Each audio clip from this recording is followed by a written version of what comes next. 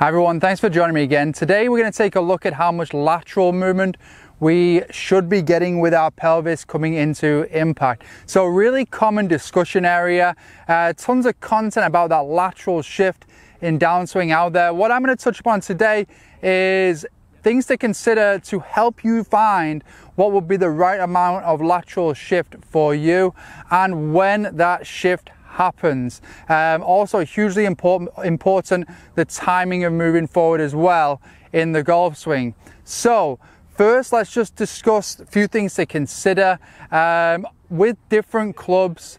Because we have wider stances, because we have a different ball position, because we're approaching the shots a little different with each club, we're going to get a little different amount of lateral motion. And in fact, actually the amount of lateral you get with, say, a short iron in comparison with the driver can be completely different. Okay, so driver, typically you would see less movement coming into impact, as far less lateral shift from address at impact. And with an iron, you would typically see more, both there obviously relating back to, with the driver, we're going to typically try and hit up on it. With an iron, we're looking, especially with those shorter irons, to hit down more. So first of all, keeping that in mind. Also, from a movement standpoint, how you move through backswing will have huge influence on the amount that pelvis and how that pelvis will react in downswing. Okay, so also, as always, you've got to look at what's happened prior to top of backswing to try and understand what's going on with our lateral movement coming into the shot. Okay, so I'm going to put up a 3D graph here. Really good ball striker, competes on, I'm just going to say, a very high level tour. And what you'll notice is that from a lateral standpoint, as you go through backswings, this is the blue line, the pelvis sway. As he goes through backswing, it hugs pretty much the line there at the bottom. So that shows that there's not much lateral going away from the target or to the target. Now, from the top of backswing, this is where we get into the timing. And this is what I don't see too much information or feedback around this. You'll notice he starts to move forward all the way through it, timing it all to where the point of the maximum lateral is around impact. And then this is with a 6-iron. Okay, so the philosophies that I hear out there, if you get to the top, you make your lateral and you post up. That's not what I'm seeing when I 3D players, especially the high level players. They're from the top, they're almost they are moving forward, but it doesn't start picking up until they start getting much more closer and then it really ramps up coming into the shot. All right, so now let's just look at a few anatomical influences. So the lateral movement is just one movement going on with the pelvis. As you saw in the graph, there was a couple of other lines there. The green line is the thrust line, so that will be the down the line plane, showing how much thrust you're getting to and away from the ball. And the gray line shows the up down of the pelvis. We also have another pelvis graph showing other movements as well. The reason I'm going over this is because it's blending all those movements together nicely, not just with the pelvis, but everything that's going on everywhere else in the body that has the right recipe for what we're looking for at impact. So to just look at the sway and just pick a value is quite dismissive of what's going on everywhere else. But just for today, typically with a mid-iron, you'll see the pelvis from address get forward about a fist's width. Okay, going back to anatomically and the timing aspect of that, a couple of things I want you to consider. First of all, let's look at the internal and external, and stay with me here, you'll see why this is important. Internal, external rotation around in each hip. So simple exercise here. I'm going to put the club down so I actually have to stabilize a bit with my core. If I go here and I don't push into my left hand here, keep my leg out and turn my foot out, it's going to give a reference of how much internal rotation that I have. Okay, so internal rotation is important in the backswing, because I did the right leg there, to allow me to load into that right hip.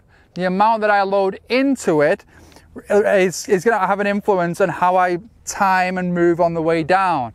Okay, same equally on this side. If I go the opposite way, that's external rotation. So on the right side, external rotation will be that push off into downswing as I'm pushing off that leg. So having a good amount of internal and external rotation is valuable, but being controlled in that range is equally as valuable. Okay, so same on the left side. As I'm moving into downswing and as I'm moving into the shot, into the hip, that's internal rotation. So as far as sway and lateral movement, if I am restricted from internal rotation coming into the shot, it's going to be hard. It's going to influence the amount of sway that I have. Okay, so first of all, check the internal and external rotation you have on each leg. If you're up here and you're finding it hard to just get anything there, you're probably a little bit restricted, and that would be a great place to start if you want to improve your pelvis movement. Another really simple exercise is to just get your club in front and see how well keeping your belt buckle as quiet as, belt buckle is almost pointed at the club there. How well can you move your pelvis this way? Just letting the knees drop in as we are doing there. This movement here is a nice little reflection of the internal external rotation movements we were talking about there. Much simpler way to do it. If you're struggling to move smoothly through that, it's also going to have an influence on that lateral motion in the golf swing, okay, the control of your pelvis. All right, lots of times when people are not controlled in their pelvis movement, which a lot of that is really glute muscles, deep core muscles, I would say would be the most valuable ones to consider. A lot of the times I'll see if you're not got that control there, you're going to see the pelvis early on in the swing adapting as well. So it could be adapting due to other areas. I discussed that a lot, but lots of time as well, it's do we have the strength in those areas for the movement in essence anyway. Okay, so let's go into some stuff that can help you. I feel like I gave you a lot there, a lot of things to consider that are influencing that lateral motion. So going back to this exercise here, that move there, you'll notice that even just doing this, there's a little bit of lateral shift. And the golf swing, as you get to the top here, say we're in that position there, you can see how that reflects back to the exercise. If I was to focus on and put my attention just on doing that same move again that I was just doing, you can see it puts me into quite a nice little spot there. And then all I have to do then is push forward, and I've got enough lateral and I've got it in the right amount of time. Okay, so we can be here doing this move here, take it to the top, feel that same move. Now I'm in that external rotation that I was mentioning, I'm in that right hip. And from there, coming in, it just takes that little bit of lateral. So there's a nice little feel or exercise you can work on to help you to get your right amount of lateral, okay? Because essentially, what we're working on is getting us into a nicely lined up with our body there, with our bones and our joints, and getting everything in a nice spot. So I can actually push off the ground and get open. Too much lateral, it's going to be hard to get open. Not enough lateral is not going to be good either. Okay, so it's getting that right amount, that right blend like I was saying before, so you can push off, get open, have control, have balance, all those things.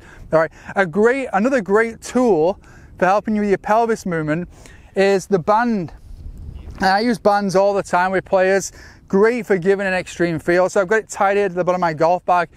If you're a player that thinks that you have too much lateral motion towards the target, you would want the bag on the lead side. So I tell you, I might show you that one in a minute, but at the moment I'm going to go over if you are struggling to get lateral movement into the target.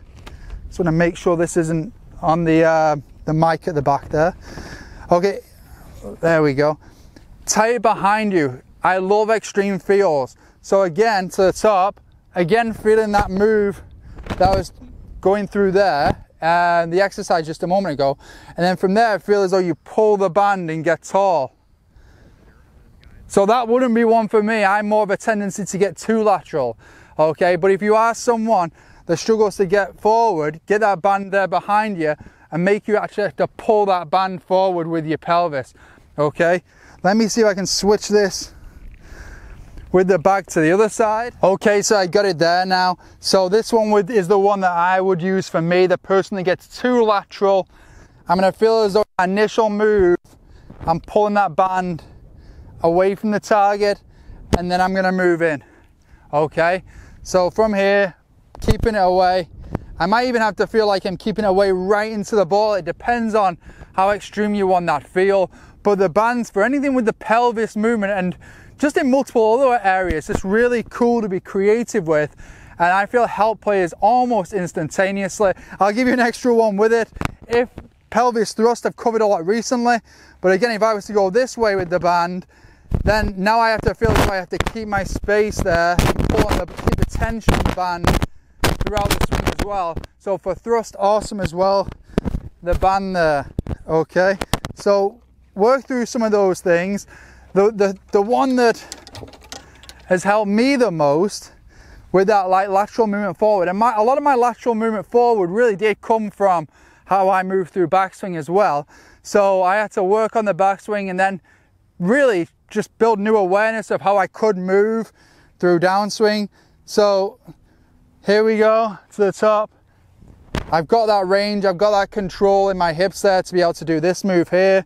I can feel what the band, how that makes me stay back. And from there, once clear, that's when we move into hitting some golf shots. So just to recap, it's not just the amount that you're trying to get that pelvis forward, it is the right amount of time. Check those anatomical references, internal, external rotation. Play around with those drills, and I hope it helps you with your pelvis movement and getting that right amount of lateral in your golf swing. Thanks once again for watching. If you're enjoying the content, please remember to hit subscribe. Also go to ianmellergolf.com.